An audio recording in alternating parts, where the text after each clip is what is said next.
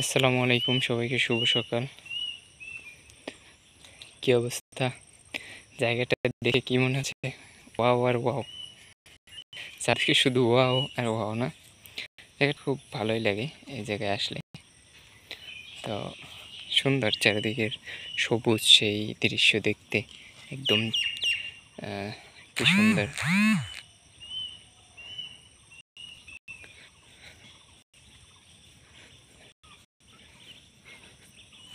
চারিদিকে শুধু গাছপালা।